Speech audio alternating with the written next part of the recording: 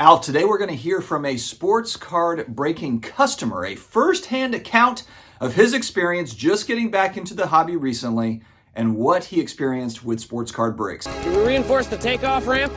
No, we didn't have time. Cool. Oh, shit. Stick around. Breaker, my number one job is to hype things.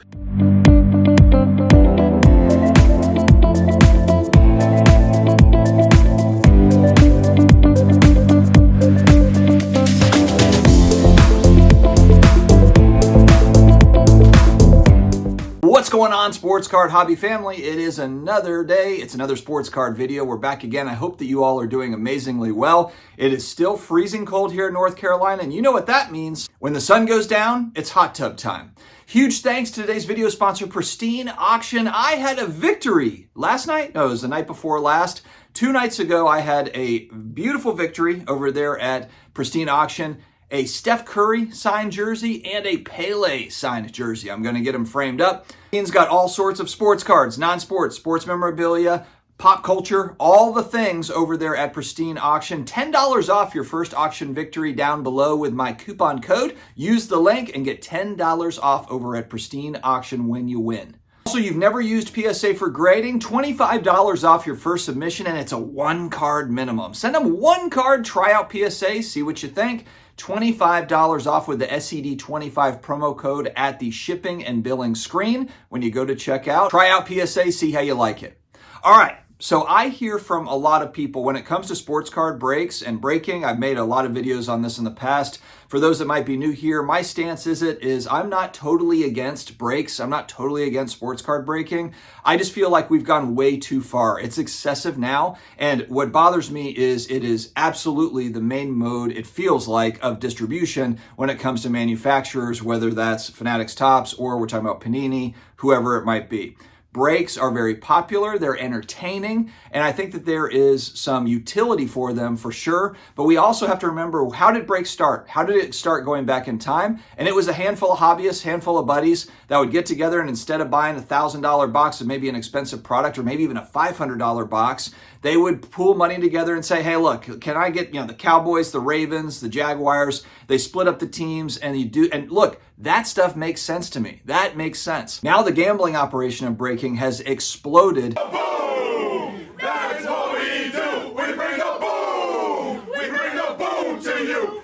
And it is a sheer fact. It is a fact of life that breaks and breaking has upped the price of new product for the average hobbyist. A big reason why I've stayed away from buying new product for the most part over the last, not even recently, 3, 4, 5 years, 6 years, is the cost of product has continuously gone up, and that's manufacturers pushing it up because of demand, suggested retail price, but then also it's because of breaks and breakers, and that's just not my gig. But as I said, I think that there is a place for breaks, there's a place for breaking. For the singles market, it does help get singles out into the world for singles buyers like myself, and there's a lot of us out there that, man, as soon as that new product hits, there's all the excitement. The singles prices are usually pretty good, even after release, and then you wait a few months, wait 6 months, a year, typically get even better. So there is a place for it. It's just the industry has doubled down, tripled down, quadrupled down on it. All right, so let's hear from somebody. Let's hear from an actual person, because Dustin, be quiet. You don't do breaks, you don't understand breaking, and blah, blah, blah, and cry this and cry that. Okay, so we have an actual customer here that reached out to me, and again, this is one of many that reach out to me to tell their story, but this is one that we're going to share. We'll keep our contact anonymous. All right, so he messages, got back into the hobby recently.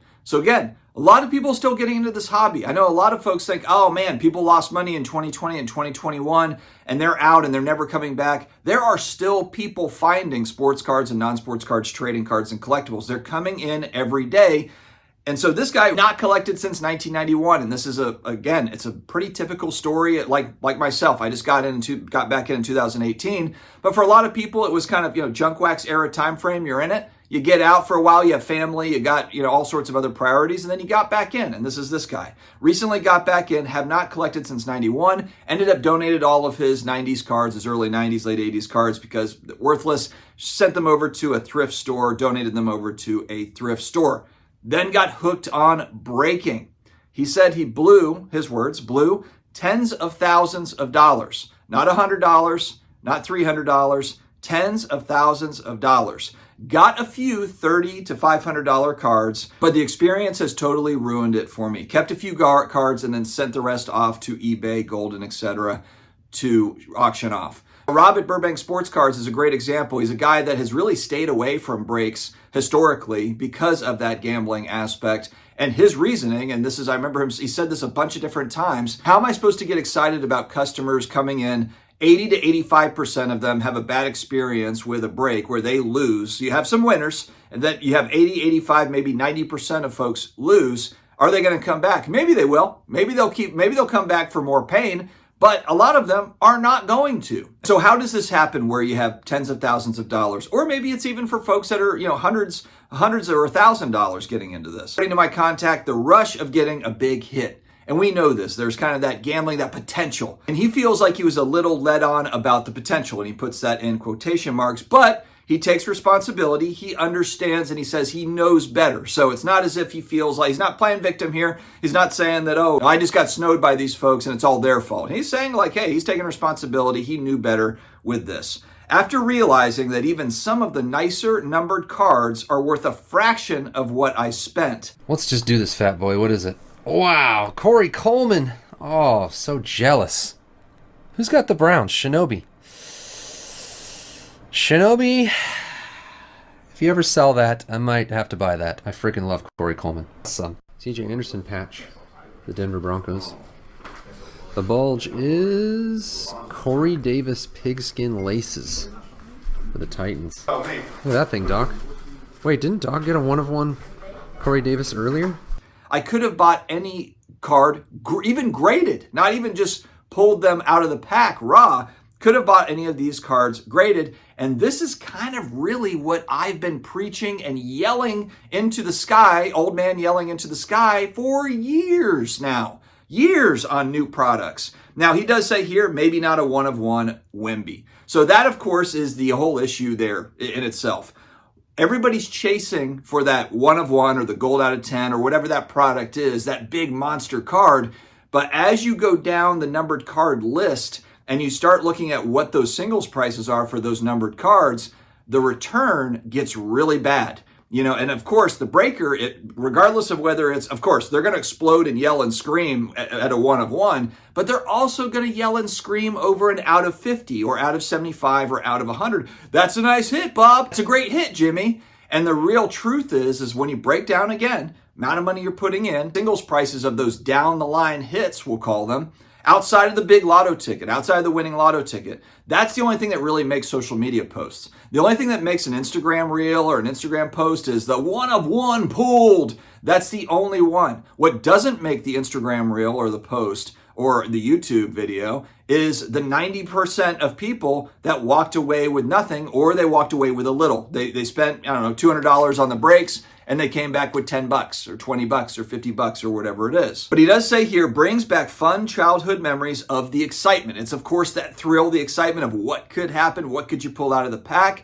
yet it has turned into a lottery and a business more than a hobby. Again, going back to the origins of breaking, it seems perfectly normal if you have a new release, let's just say Prism football, let's say. This is going back in time where Prism football was not $1,000 for a hobby box for a lot of watered down product. Pulling money together with your buddies to buy these boxes or maybe even to buy a case because it was a cheaper price. I understand demand is higher now and so prices go up. I get all that. But again, I'm just going back to kind of the origins of what this was. There wasn't a huge markup from that third party opening the packs for you on the internet, which again, entertainment value there. This is what the guy's talking about with excitement, but it's just become way, way big lottery style business. And we all know that. This is not any sort of like a fresh take. One thing he mentions here that I do not like, and at the end of the video here, we're going to kind of talk about like potential, like what could we do a little bit differently on the breaking side. Most breaks start with, this is his experience with, let's make you some money. Let's make you some money. I don't know if that's the best way to start it. And again, I know that a lot of this is just selling. It's marketing.